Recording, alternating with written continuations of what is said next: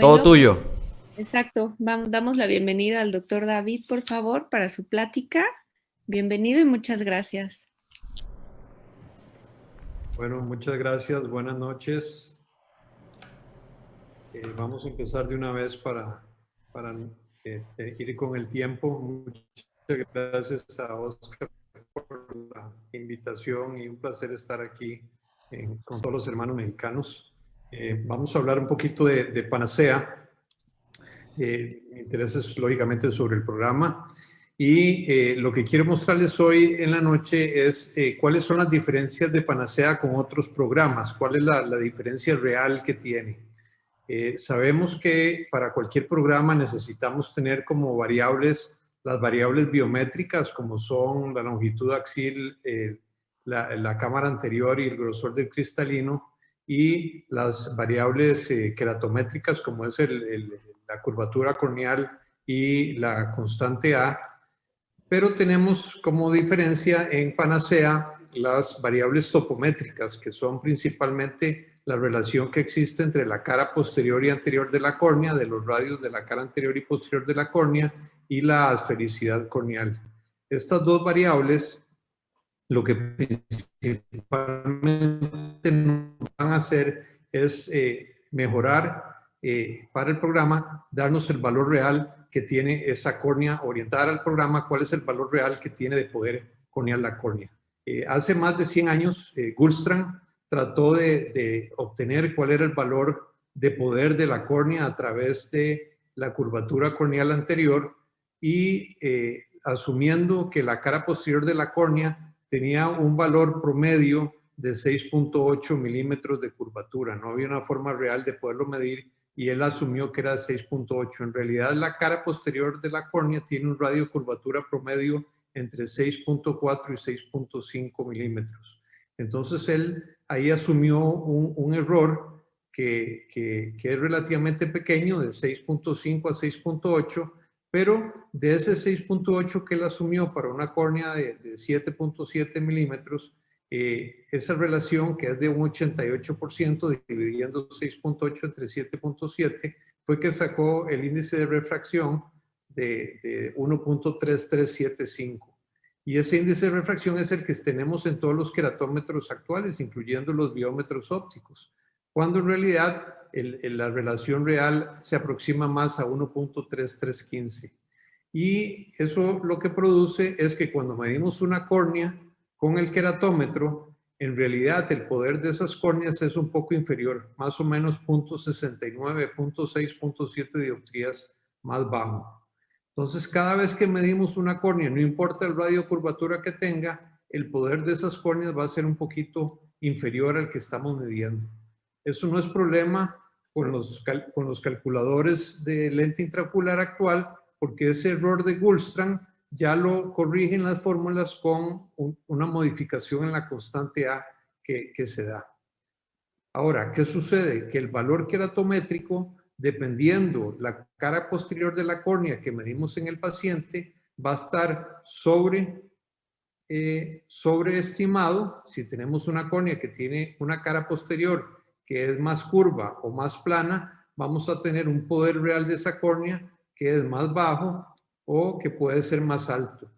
Y entonces, dependiendo ese valor de la cara posterior, puede ser que tengamos un resultado en los pacientes cuando medimos a un paciente que tenga una cara posterior mucho más curva o mucho más plana dentro de la posibilidad de standard deviation, de desviación estándar de un paciente normal. Puede ser que ese valor queratométrico que nos da el queratómetro, puede ser que en realidad esa córnea tenga media dioptría menos o media dioptría más de poder real, y eso sea un factor para que el paciente nos quede con una hipermetropía o con una miopía residual con el lente intraocular que le colocamos. Ahora, en los casos donde la córnea ha sido modificada, por ejemplo, después de cirugía refractiva miópica o un queratocono o después de colocar segmentos de anillos, esa relación entre la cara anterior y posterior está mucho más modificada, con relaciones entre la cara posterior y anterior que bajan en vez de un 82%, que pueden bajar hasta un 60%, y esa córnea estar sobreestimada en 1 o 2 dioptrías, o en casos de cirugía refractiva hipermetrópica o posqueratotomía radial o después de cirugías lamelares o queratoplastias, estar la córnea subestimada hasta en 1 o 2 dioptrías. El otro factor es la asfericidad. Si tenemos que la córnea normal tiene una asfericidad de menos 0,27, eso es que se aplana hacia la periferia un poquito. Si tenemos córneas oblatas, esto quiere decir que, por ejemplo, después de cirugía miópica, la córnea es más plana en el centro y sin curva hacia la periferia. Cuando medimos con un queratómetro, el queratómetro mide la córnea medio periférica, no mide el área puramente central, el queratómetro en realidad te está midiendo una córnea un poquito más curva que lo que en realidad está en el centro, o sea, está sobreestimando el valor de esa córnea y por lo tanto el valor que le metemos al de queratometría está dando un valor más alto que el que realmente tiene esa córnea. O por ejemplo, una córnea prolata que en realidad es más curva en el centro y más plano hacia la periferia, el valor que está midiendo esa córnea en el queratómetro en realidad es un poco más plana que el valor real que tiene esa córnea en el centro. Y por lo tanto, está subestimando el valor real de la córnea. Entonces, todos esos datos deben ser tomados en cuenta cuando hacemos el cálculo del lente intraocular.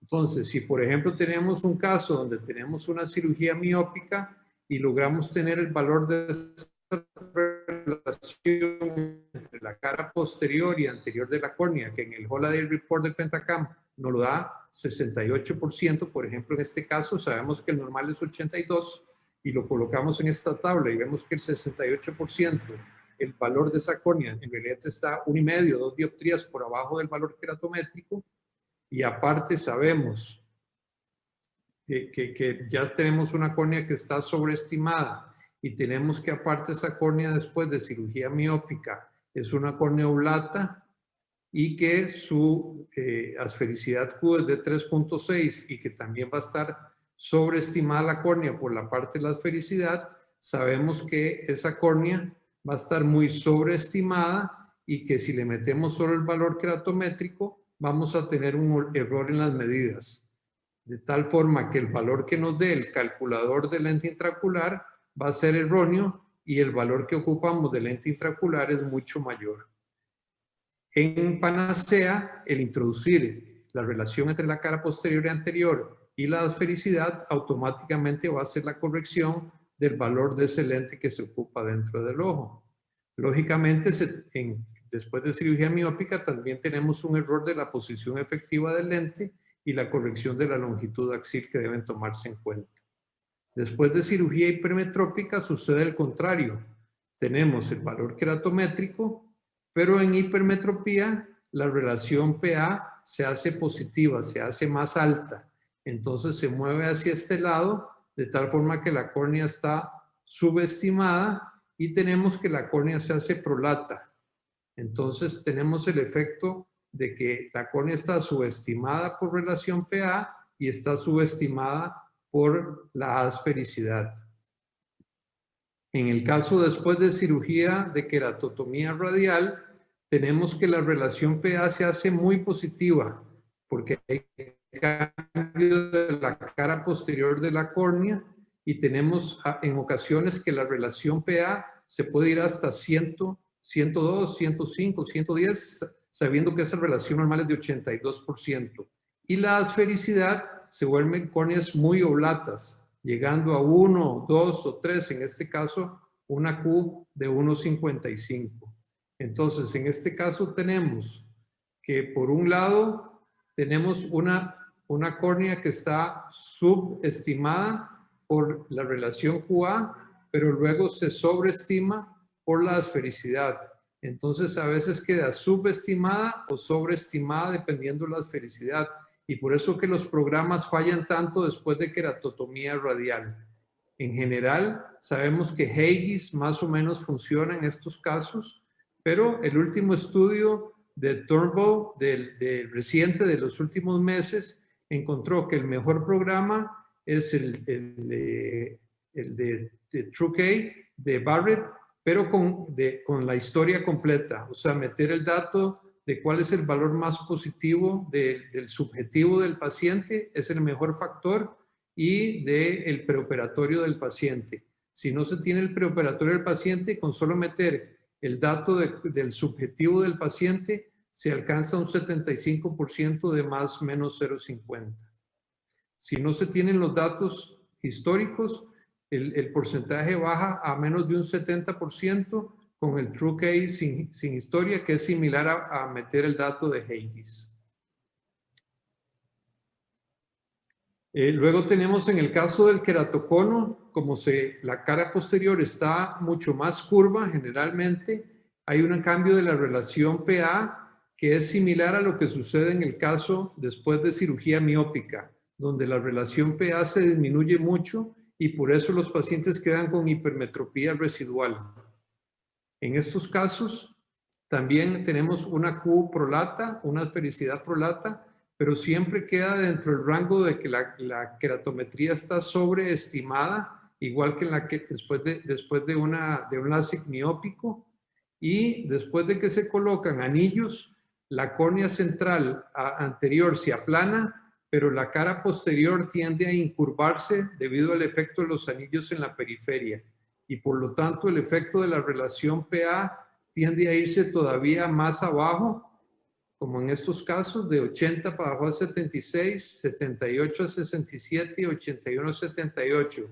Y por lo tanto, el valor que nos da la queratometría, en realidad, el valor real de esa córnea es mucho menor. Vean aquí como un caso de 49 dioptrías de queratometría, el valor real de esas córneas es de 46. Por lo tanto, no debemos usar el valor queratométrico en estos casos porque el valor real de esas córneas es mucho menor y por lo tanto queda una hipermetropía residual. En pacientes con queratocono y después de colocar anillos tienden a quedar hipermetropías y el valor del lente que se necesita es mucho mayor. Entonces, nada más saber de que el factor de la relación entre la cara anterior y posterior de la córnea es de suma importancia en las córneas que han sido modificadas e inclusive en pacientes normales pueden haber casos donde la cara posterior está más curva o más aplanada y sea un factor para que tengamos una hipermetropía o una miopía residual. Por lo tanto, el hecho que Panacea tenga el efecto de tomar en cuenta la relación entre la cara anterior y posterior y la esfericidad hace que los resultados mejoren. En el último estudio que se hizo y se reportó en este año, Panacea obtuvo en el menos 0.25 el mejor resultado, la mediana fue la mejor y el mean absolute error estuvo dentro de los más altos. Para casos después de cirugía refractiva, este es un estudio que estábamos haciendo con el doctor Balvecchia. Obtuvimos después de cirugía refractiva miópica un más o menos 0.50 en el 77% de los casos, que para después de cirugía refractiva es un resultado muy alentador. Entonces, tratar de que siempre que se use Panacea, tener el dato de la relación entre la cara posterior y anterior de la córnea y la esfericidad de la cara anterior. Muchas gracias. Muchas gracias, doctor David, por su ponencia. Acá una pregunta. Usted, a las personas que no tienen tanta experiencia en toda la cuestión corneal, ¿qué estudios les recomendaría solicitarle como básicos y elementales a un paciente que vaya a ser sometido a cirugía de catarata y que tiene antecedente de cirugía refractiva? O sea, necesariamente siempre es recomendable tener una tomografía. O sea, si hay que tener o un Pentacam o un Galilei o alguna de las otras tomografías que se han hecho.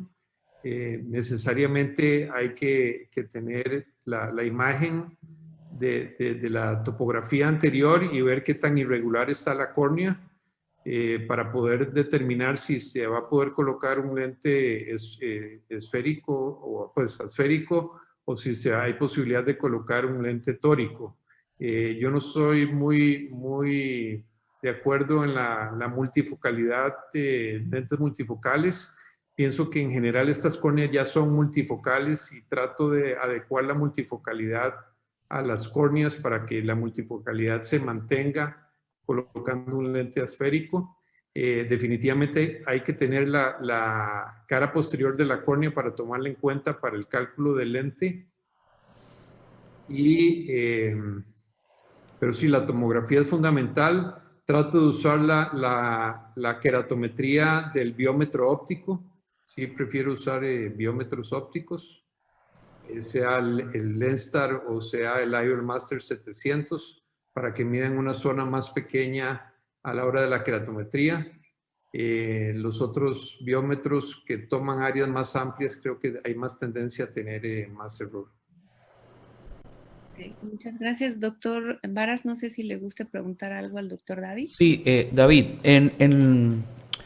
en los casos donde no hay una cirugía refractiva previa, sino que son casos normales, muchas personas cuando usan el Panacea no toman en cuenta la esfericidad y la relación de Gullstrand, asumiendo que están dentro de los parámetros normales. Cuando tú comparas los resultados en los pacientes normales y tomando en cuenta ese pequeño cambio que haces con el Gullstrand, ¿tienes alguna comparación de entre usarlo y no usarlo? Sí, la diferencia es muy pequeña. O sea, sí tenemos algunos estudios donde pudo mejorar un poco, probablemente ese más menos 0,25, o sea, te reduce el más 0,50 al 0,25, pero en realidad sí tal vez no sea absolutamente necesario. Okay. Principalmente para los casos modificados donde es imperativo tener la consideración de, sobre todo de la relación de Gullstrand, que pesa más en la modificación que a veces pequeños cambios en la esfericidad, ¿verdad? Y si pudiste hacer una tomografía y el rango de la relación PA está por abajo de 0,79 o por arriba o sea, del 79%, por arriba del 88%, en esos casos sí, si ese poder de córnea tenga la suficiente diferencia para que sea necesario ponerlo. Pero si estás entre 79 y 87, probablemente la diferencia no sea necesario colocarlo. Y doctor David, una pregunta. Por ejemplo, su calculador lo utilizamos muchos de nosotros. En graduaciones extremas, ¿usted recomienda algo en particular, miopes, por ejemplo, 28, 30, algún ajuste miópico, que miopicemos más al paciente? ¿Qué datos nos recomienda ingresar, más Haggis y todo lo contrario en pacientes con ojos cortos? ¿Qué es lo que nos recomendaría vaciar en su calculador para tener mejores resultados refractivos? Panacea ya tiene un factor de corrección, como ese one-cock, digamos, para otras fórmulas. Ya Panacea tiene adentro un factor de corrección para longitudes axiles altas y para longitudes axiles bajas. Y tiene para meniscos negativos, o sea, para lentes que son negativos, ya tiene el factor de corrección para meniscos negativos. O sea, simplemente hay que colocar la longitud axil y no hay que agregarle nada más. Perfecto. O sea, no recomienda ni miopizar más al paciente, ni el valor que nos dé de la metropía, ese es el que Tal cual. recomienda. Perfecto. Pues muchas gracias, doctor David, por su plática.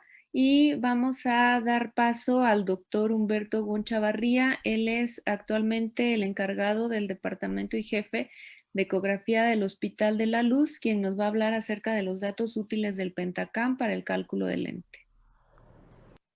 Muchas gracias, doctora Cris. Muy buenas noches a todos. Gracias por continuar con nosotros a esta hora en este módulo, el cual hemos empezado por el postre con el doctor Flicker.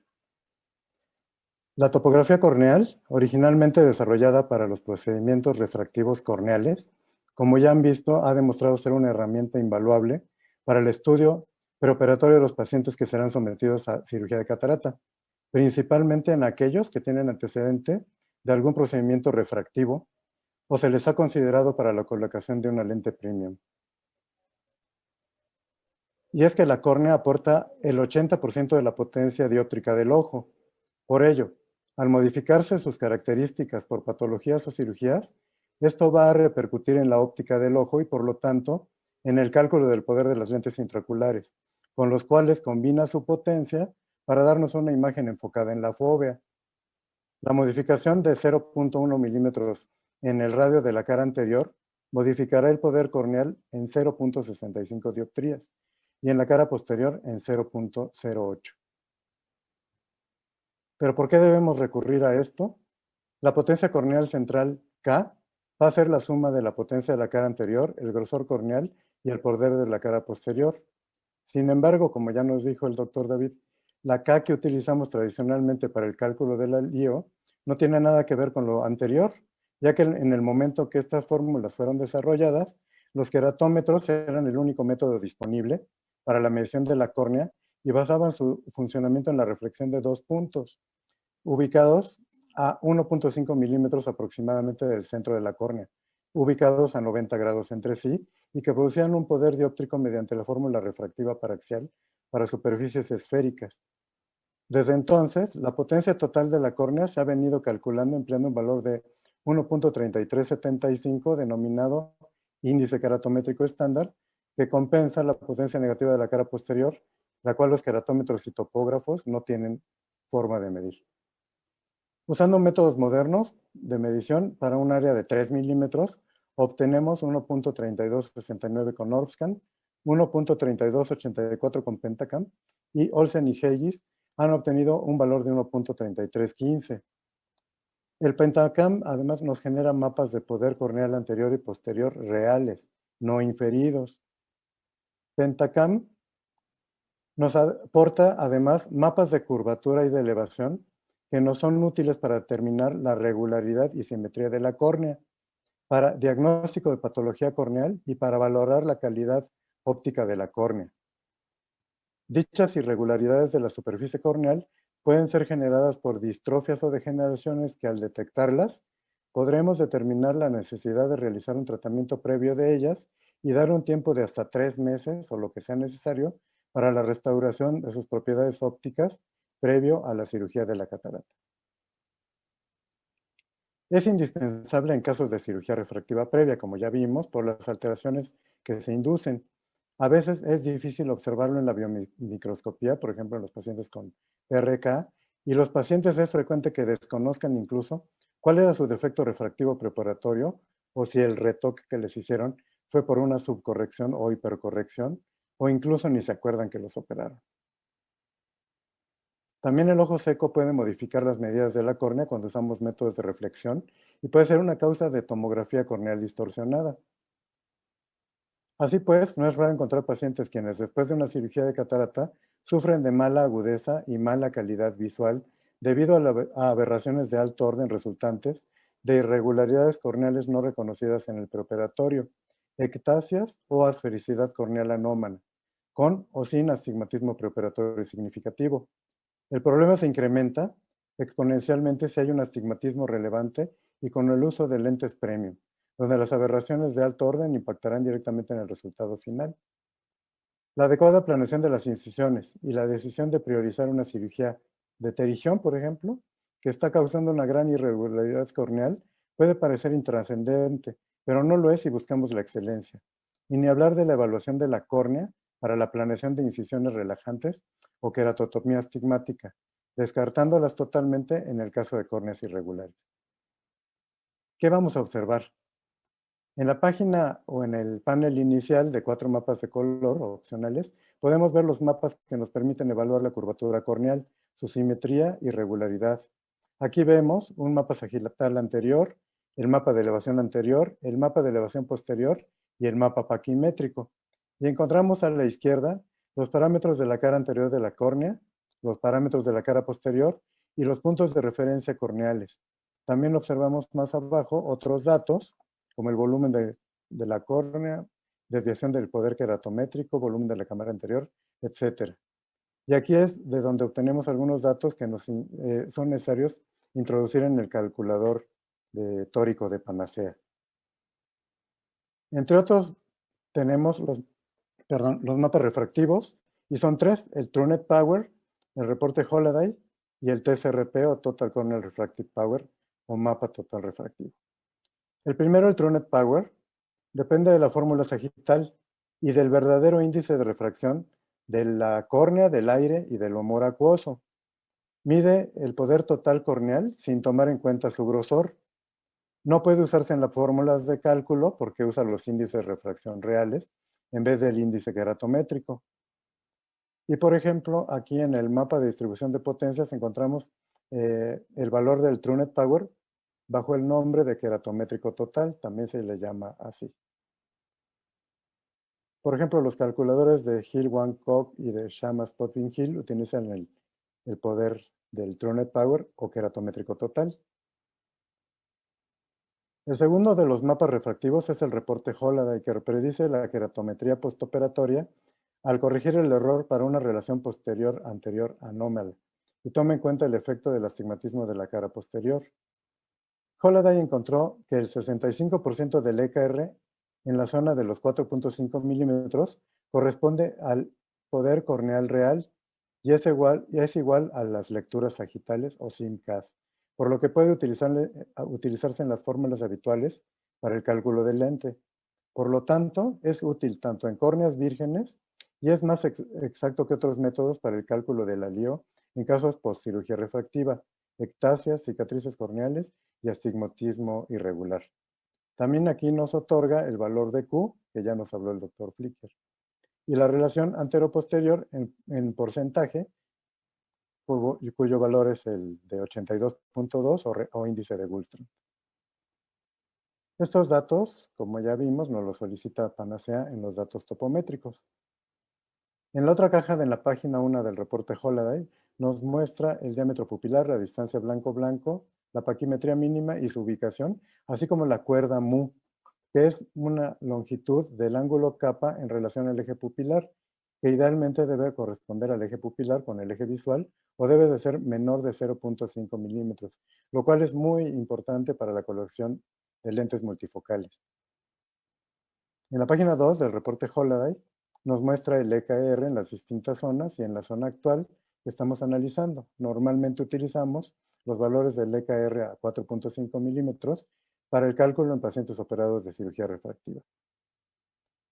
El tercero de los mapas refractivos es el TSRP o Total Corneal Refractive Power, que trabaja con los datos de la cara anterior y posterior, trabaja con los índices correctos para el aire, córnea y humor acuoso, pero incorpora además la paquimetría, más delgada en el centro que en la periferia, y lo cual causa que el plano de refracción sea diferente mientras mayor sea la paquimetría.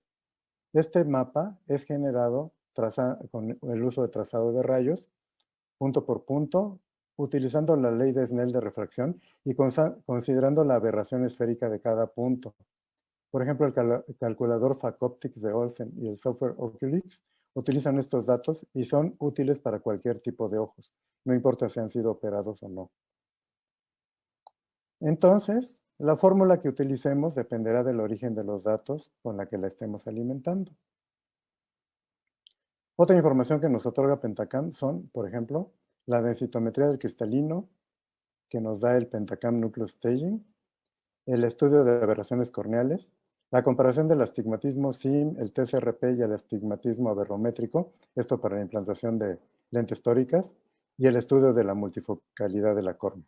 Pero eso, pues continuará en otro momento. Muchas gracias.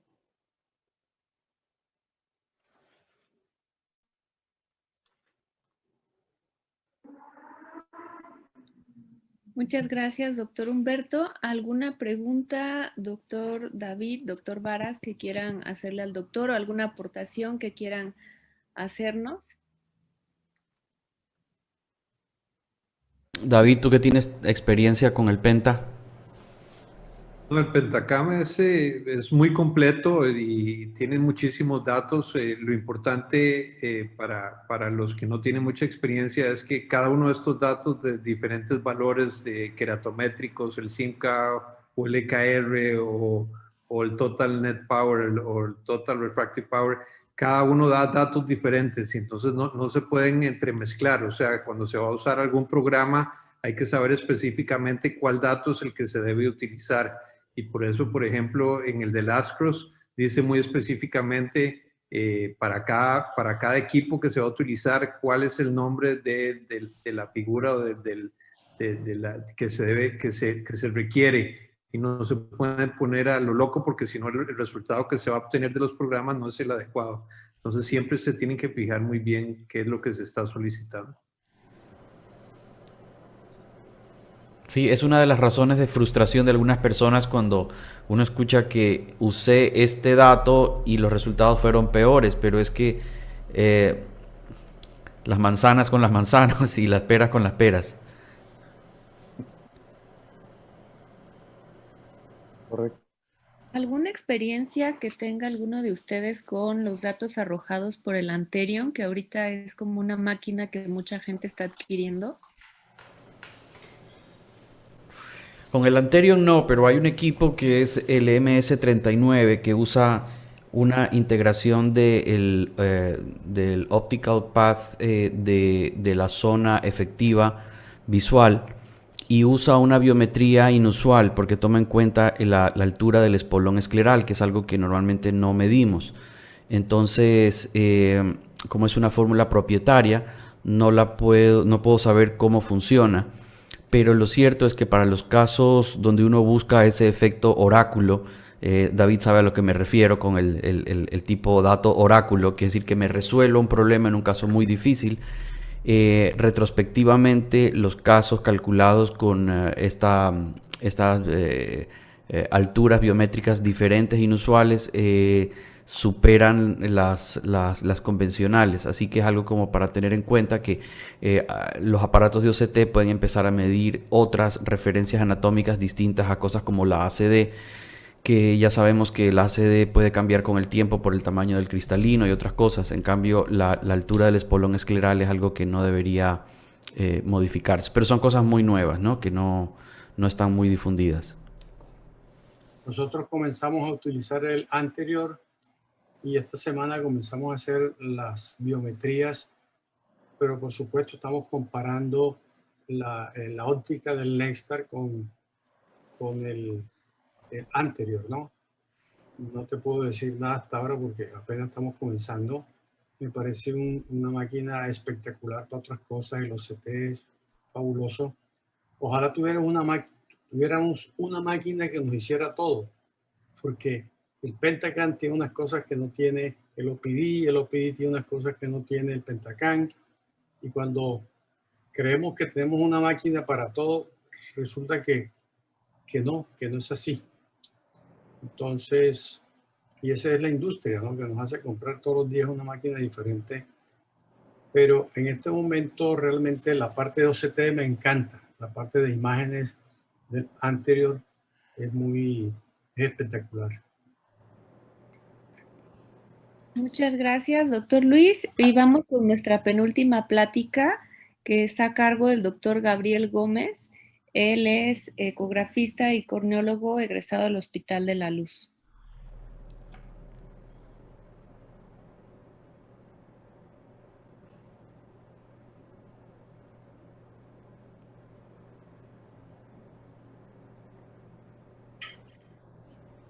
¿Qué tal? ¿Ya se ve la presentación? ¿Ya me escucho?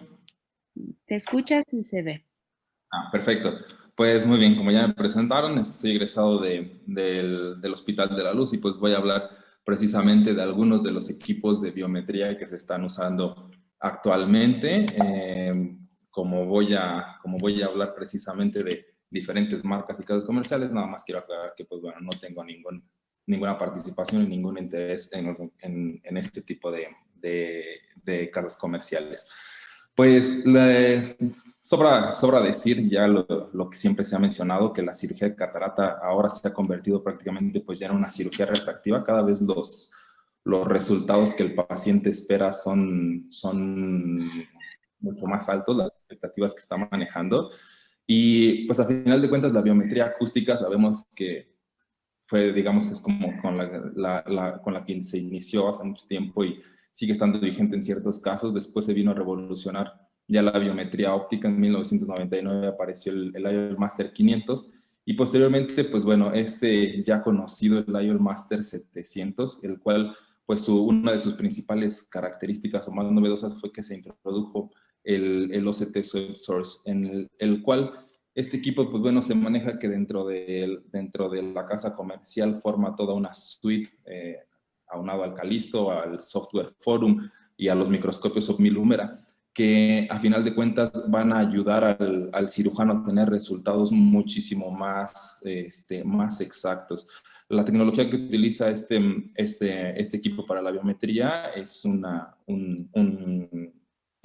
su OCT, es una longitud de onda de 1055 nanómetros.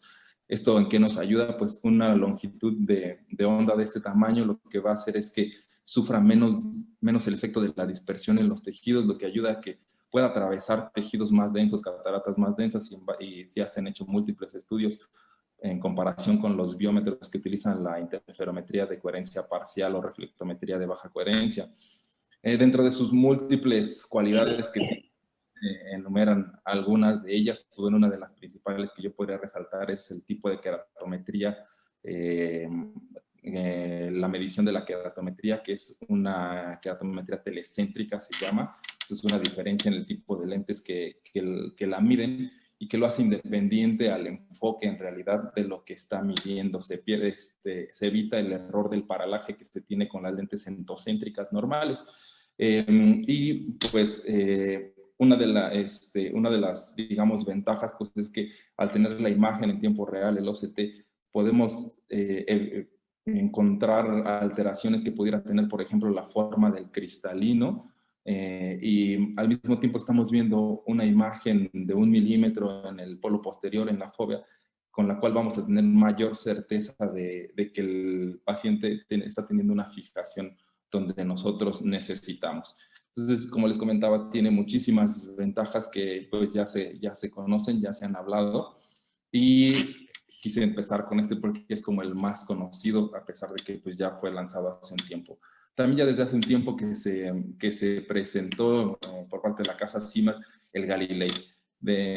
Ha habido varias generaciones ya, el último que es la generación, el G6, es realmente para mí un equipo pues maravilloso, podría decir yo, porque integra topografía con anillos de plácido que, independientemente del buen análisis en la cara anterior que nos puede dar, en cuanto a las mediciones, también nos puede ayudar a identificar el estado de la superficie ocular, de la lágrima.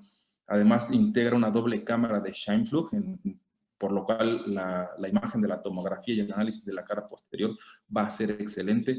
Aquí el asunto es que en su biometría no tiene la misma tecnología que el IOL Master 700. Por ejemplo, aquí utiliza una biometría basada en OCT, que es una interferometría en realidad de 880 nanómetros, por lo cual tiene también un poco esa limitación de no poder atravesar en ocasiones tejidos un poquito más densos, ¿no?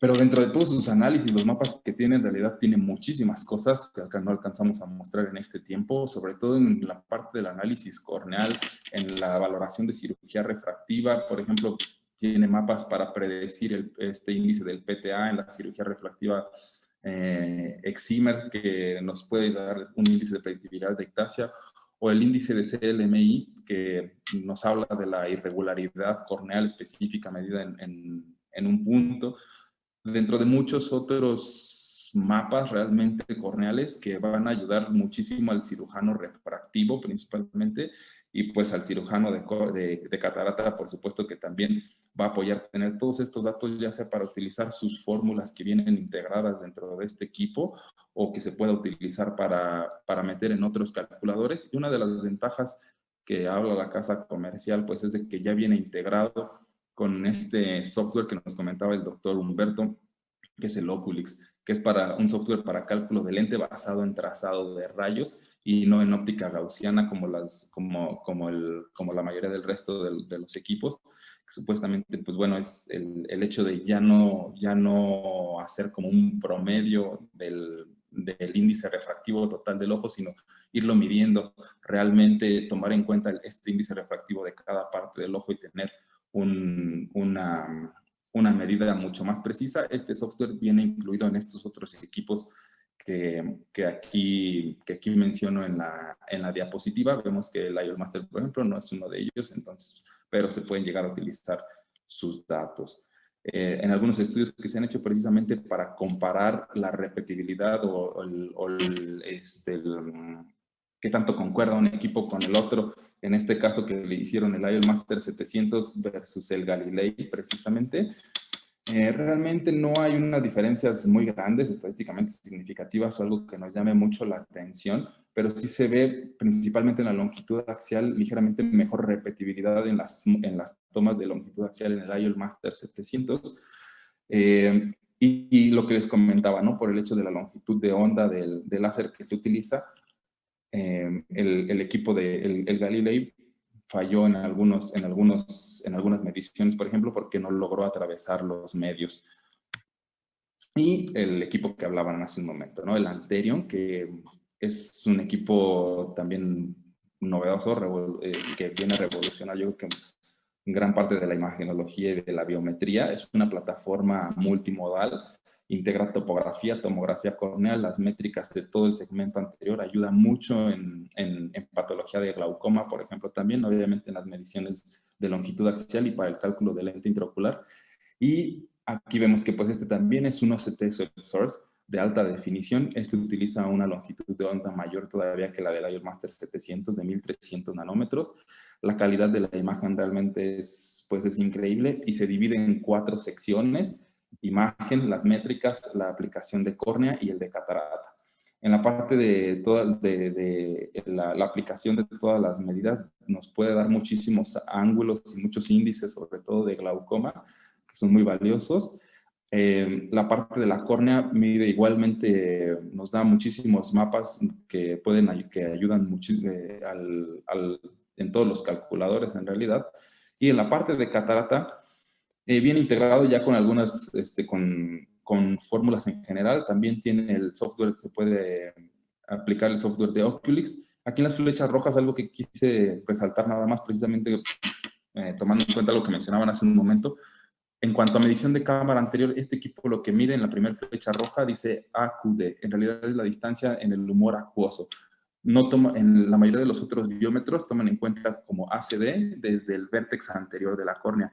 En este no, entonces si de por sí en general ningún equipo puede ser tomado como intercambiable sus valores para los calculadores, este todavía se tiene que tener más cuidado en ese asunto porque es únicamente el espacio del humor acuoso. Y en la flecha de abajo, ahí lo que está marcando es el marcador donde detecta el LPR, es la espiga del LPR que puede modificarse manualmente cuando estás viendo que no está tomando exactamente el lugar donde tú quieres que sea la medida.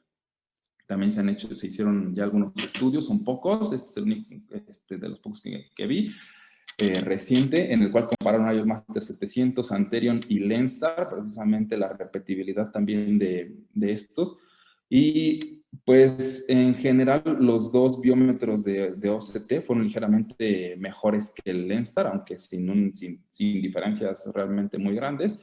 Vemos que en cuanto a la longitud axial, incluso la repetibilidad fue ligeramente mejor en el Anterion, aunque, insisto, pues no es clínicamente significativo. Y en otro estudio donde compararon ya únicamente estos dos biómetros de OCT, pues realmente la diferencia, la desviación estándar en la diferencia entre ellos dos fue muy baja, a excepción del grosor corneal, que pues bueno, aquí pudiera ser por el hecho de que uno es tomado con cámaras de Scheimpflug, eso ayuda a una toma de la paquimetría diferente. Y en general, digamos, estos tres, yo sé que existen muchos otros biómetros, estos tres fueron los que quise como resumir por las características que tienen, pues un pequeño cuadrito de las principales cualidades y diferencias que tienen entre ellos, y yo creo que independientemente, pues, no podría decir que alguno es peor que el otro. Yo creo que cualquiera que se tenga a la mano realmente es excelente. Lo importante es tenerlo a la mano, como también comentaba Paulina hace rato. estando fuera de una institución o algo así, muchas veces no tienes a la mano todos estos equipos. Entonces, el que se tenga, yo creo que se puede aprovechar al máximo y son gigantes de la imagenología y de la biometría estos tres. Pues eso es todo lo que tenía para comentarles. Muchas gracias, Gabriel. No sé, el doctor David, el doctor Varas, algo que quieran aportar. Yo creo que con el tiempo, pues las imágenes van a ir cada vez mejorando. Yo creo que en ese sentido el Anterion está a la cabeza de los otros dos equipos o los otros tres equipos, y la tendencia va a ser hacia ir mejorando en ese sentido, ¿verdad? Creo que el Anterion lo que le hace falta es los programas que creo que también con el tiempo van a irse asociando con los diferentes médicos que son los dueños de los diferentes programas, y van a ir metiendo los nuevos programas, ¿verdad? Claro. Perfecto. Y pues vamos a terminar nuestro programa del día de hoy con la plática de la doctora Lili Salinas, adscrita del Departamento de Segmento Anterior, acerca de endoftalmitis. Hola, buenas noches. Entonces ya sé que todos estamos cansados, pero vamos a hablar un poquito de algunos puntos muy precisos, específicamente sobre evidencia científica en profilaxis. Hoy no vamos a hablar sobre tratamiento, no vamos a hablar sobre lo que es, solo vamos a platicar sobre profilaxis para endoftalmitis, específicamente en cirugía de catarata. Entonces, bueno, primero dos puntos importantes. Cuando vamos a planificar nuestra profilaxis antes de nuestra cirugía de catarata, hay que considerar estas dos cosas. La primera cosa es que debemos de conocer bien a nuestro paciente, porque debemos identificar cuáles van a ser los pacientes que tengan un poquito más de factores de riesgo para presentar endoftalmitis después de una cirugía de catarata. Y lo segundo es que tengamos un conocimiento muy amplio de todos los métodos de profilaxis de endoftalmitis que existan, pues para que adoptemos el que más se adecue a nuestras necesidades. En cuanto a factores de riesgo, existen muchísimos. Uno importante es el tipo de incisión. La incisión en córnea clara ya ha sido ampliamente estudiado que incrementa el riesgo de endoftalmitis. Esto asociado a que posterior a la cirugía existen algunas fluctuaciones en la presión intraocular que pueden causar succión de líquido hacia la cámara anterior. Entonces, ¿cómo podemos prevenir esto? Pues teniendo una construcción apropiada de nuestra incisión, inclusive usando una sutura después de nuestra cirugía. También se han asociado algunas características específicamente del lente intraocular con un riesgo incrementado de endoftalmitis, entre ellas lentes de material de silicón o con ápticas de polipropileno, y también el colocarlo en la cámara en el surco o en la bolsa o inclusive en la cámara anterior con el uso de una pinza y no un método inyectable.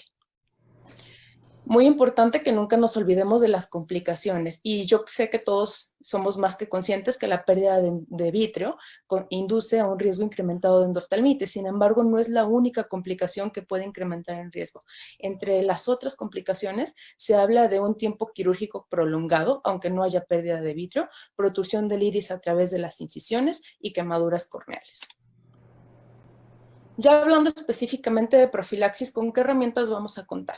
En cuanto a la antisepsia prequirúrgica, tenemos todos los métodos que pueden ver en la pantalla, siendo el más importante y de los más estudiados el uso de iodopovidona antes de la cirugía. Entonces, bueno, ¿cómo va a funcionar la iodopovidona? Esta va a penetrar a través de la membrana de la célula y al interactuar con algunas enzimas y ácidos grasos va a conducir a la muerte de la célula. Las concentraciones ya las conocemos muy bien todos nosotros, son al 5% en fondo de saco y al 10% en piel. A estas concentraciones, con una exposición mínima de 3 minutos, aunque empieza a actuar desde los 30 segundos, podemos reducir hasta el 90% de la flora bacteriana conjuntival y una reducción de bacterias en humor acuoso de 40, y algunos estudios hablan que hasta el 2%. Es muy importante que no olvidemos que debemos de tener cuidado con el manejo de nuestra iodopovidona, ya que la colonización y contaminación de la iodopovidona por Pseudomonas hepacia no es algo infrecuente. En cuanto a antibióticos tópicos, aquí les puse algunos estudios, podemos ver que realmente las opiniones están bastante divididas, ¿no? Hay quienes apoyan su uso, hay quienes no lo apoyan. ¿Y esto por qué? Porque realmente se habla de que el periodo de contacto de los antibióticos con el ojo por esta vía realmente es bastante limitado, así como, como tienen una eliminación muy rápida por la lágrima. Hay algunos estudios que también hablan de que aunque se llegue a encontrar en concentraciones adecuadas en humor acuoso, realmente al momento de la cirugía y al realizar nuestra incisión, todo ese humor acuoso va a salir de la cámara anterior y pues el antibiótico se va a perder. En cuanto a antibióticos en las soluciones de irrigación, igual encontramos opiniones bastante divididas, quienes lo apoyan del lado derecho y quienes no del lado izquierdo, pero aquí me gustaría resaltar que las organizaciones que desalientan esta práctica son organizaciones importantes como ESCARS y como la CDC. ¿Y por qué la desalientan? Ellos hablan de que realmente la farmacocinética y la toxicidad de los antibióticos en el ojo por esta vía no está tan estudiada como los antibióticos por otras vías. Asimismo, no podemos descartar que podemos estar induciendo una resistencia bacteriana por una exposición descontrolada al antibiótico. En cuanto a antibióticos subconjuntivales, pues realmente fue una práctica que estuvo muy de moda hace varios años, en específico el uso de gentamicina subconjuntival. Sin embargo, esta práctica ha caído en desuso. ¿Por qué ha caído en desuso? Porque pues en estudios recientes se ha encontrado que existen profilaxis mucho más efectivas, como es la profilaxis intracameral. También se ha encontrado que pues a veces es una práctica un poco incómoda para el paciente, que puede causar dolor, y los estudios respecto a su penetración en cámara anterior y segmento posterior, pues también son muy variables. Bueno, ya nuestra última medida de profilaxis, lo más nuevo de lo que todos hemos seguramente leído en la literatura, los antibióticos intracamerales. Aquí puse que hay un antes y un después, y yo considero, ya cuando estuve revisando lo último que ha salido en cuanto a antibióticos intracamerales, que definitivamente hay un antes y después en este uso, y es en base a este artículo. Este artículo se publicó en el 2002, aunque los antibióticos intracamerales empezaron a ser usados desde los 70s o un poquito antes. En el 2002, cuando los suecos publican este artículo y nos enseñan una serie de casos retrospectivos a 11 años de incidencia de endoftalmitis en su hospital, encuentran realmente que desde que empiezan a usarse profilaxis intracameral con cefuroxima, hay una caída en la incidencia de endoftalmitis muy importante, hasta 0.06%. Unos años después ya sale el estudio de ESCARS en el 2007, que seguramente todos estamos bastante familiarizados con él, donde encuentran una reducción del riesgo de 5 o hasta 6 veces de incidencia de endoftalmitis con el uso de profilaxis con cefuroxima.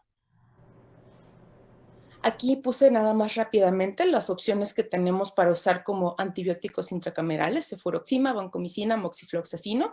Ahí les pongo sus dosis y la incidencia de endoftalmitis que se ha encontrado con el uso de cada uno de los antibióticos, todos con algunos efectos adversos asociados. En específico, para la cefuroxima, todos los efectos que ven en la pantalla se han asociado más bien con errores de dilución. En teoría, si la cefuroxima está bien diluida, no existen tantos efectos adversos como lo pueden ver en la pantalla. Con la vancomicina, pues la vasculitis hemorrágico-oclusiva, que ya ha sido bien descrita, y con moxifloxacino se ha descrito que con una concentración de 0.15 miligramos por mililitros, pues resulta bastante segura. Aquí nada más quise poner algunas tablas porque si nos metemos al internet y nos echamos un clavado a la amplia bibliografía que existe, vamos a encontrar que la gran mayoría de los estudios que defienden el uso de antibióticos intracamerales son retrospectivos. Aquí vemos algunos no tan nuevos, del 2009 al 2011, sin embargo, pues con resultados estadísticamente significativos a favor de los antibióticos intracamerales. Aquí tenemos unos un poquito más nuevos, del 2016 al 2017, donde también en todos se encuentran resultados estadísticamente significativos apoyando su uso. Entonces, vuelvo a lo mismo. A pesar de que la mayoría de los estudios son retrospectivos, no podemos obviar la gran cantidad de evidencia que hay apoyando el uso de estos antibióticos. No, nos están diciendo que realmente son una medida efectiva para la prevención de esta enfermedad, pues que todos tememos tanto, ¿no?, en el posquirúrgico de nuestros pacientes. Ya por último, brevemente, creo que vale la pena mencionar lo que dice la ley aquí en México, lo que dicen las guías de práctica clínica. Ellos, en primer lugar, alientan el uso de la iadopovidona, como ya ya platicamos, a las concentraciones que dijimos, tanto en fondo de saco como en piel. En segundo lugar, una esterilización adecuada y desinfección de instrumental quirúrgico. En nuestras guías de práctica clínica sí se alienta el uso de un antibiótico tópico prequirúrgico, específicamente el moxifloxacino, y también se recomienda el uso de la cefuroxima intracameral al final de la cirugía. Entonces, bueno, sé que es mucha información, fueron algunos puntos muy concisos y con qué nos podemos quedar de esta plática. En primer lugar, la iodopovidona es altamente eficaz y la debemos de usar siempre, a menos de que exista alguna contraindicación, específicamente alergia a la iodopovidona. El segundo punto es que debemos de ser cautos con el uso de antibióticos tópicos, ya que en los últimos años se ha visto un incremento importante en la resistencia a los antibióticos.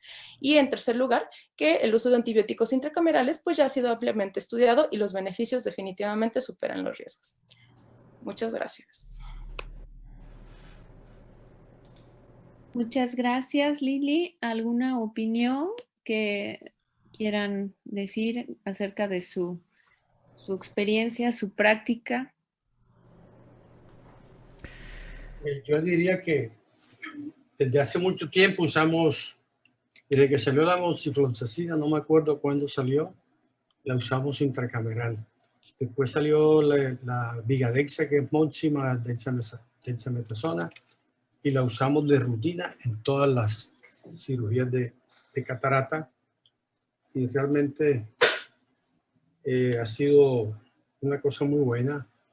Cuando comenzamos a usar la Vigadexa, porque esa combinación de dexametasona con moxi, las córneas, sobre todo en catarata, es muy dura, amanecían muy bien y lo tenemos de rutina, ¿no? De rutina lo hacemos. Perfecto, pues si no hay otro comentario, muchas gracias a todos los ponentes y le cedo el micrófono al doctor Oscar Guerrero. Pues muchas gracias, Cris. Gracias a todos los profesores que muy amablemente compartieron estas 4 horas de su tiempo para celebrar los 145 años de nuestro querido Hospital de la Luz.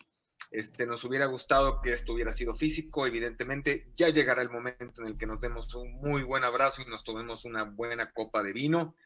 Ya llegarán esos momentos. En el Inter, celebro y les agradecemos a nombre de todo el servicio de segmento anterior, a los profesores internacionales que nos acompañaron, a Lucho, David, Eduardo, Jerry y Varitas, que estuvieron aquí con nosotros, a nuestros egresados, Caro, Orea y Pau Camacho, y de la misma manera a todo el equipo del cual estoy profundamente orgulloso, mis amigos del staff de segmento anterior del Hospital de la Luz. Y, por supuesto, a nuestro departamento hermano, que es el departamento de ecografía, dirigido por nuestro maestro Humberto Wong. A la audiencia que nos acompañó hasta estas horas, muchísimas gracias. Les mandamos un abrazo. Ojalá haya sido de mucha utilidad estos bloques que les vinimos compartiendo con mucho cariño y con mucho afecto.